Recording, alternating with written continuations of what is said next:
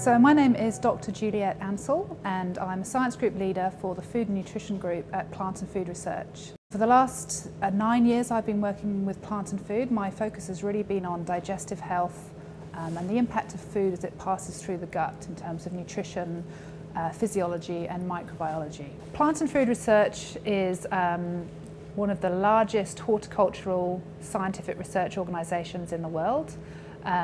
We do work right through from breeding different cultivars to understanding how those crops are grown, to understanding pests and diseases, and then also into the food innovation portfolio, which is really about understanding physiological health benefits of those foods. So Plant Food has an ongoing relationship with Anagenix. We have an agreement to continue working particularly in the area of digestive health to understand Actazin and other products as well.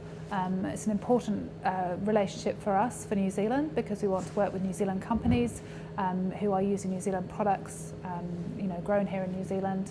And I suppose really the whole point of this is that we're providing scientifically validated information to the consumer so that they can understand what they're eating and what the health benefits are. Part of my role at Plant and Food is to do prebiotic research, and I've been involved in an organisation internationally which does a lot of work on prebiotics and probiotics.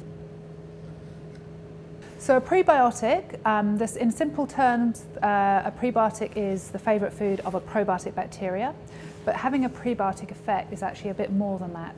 So what you have to demonstrate is that the bacteria uses the food and there's a selective increase in that particular bacteria and that there's a health benefit to the host.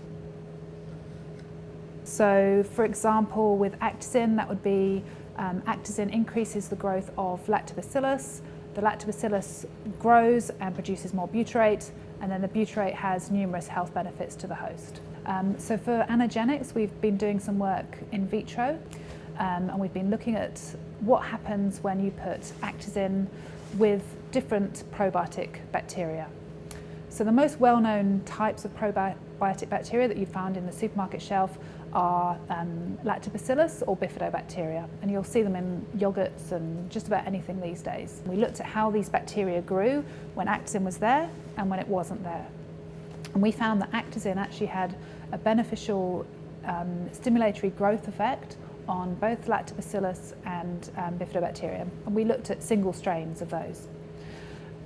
So this is good for our health, because if you have more good bacteria present in your gut, it's producing these compounds, and it's like competition for the bad bacteria. So potentially pathogenic species are kind of kept under control by these good bacteria thriving.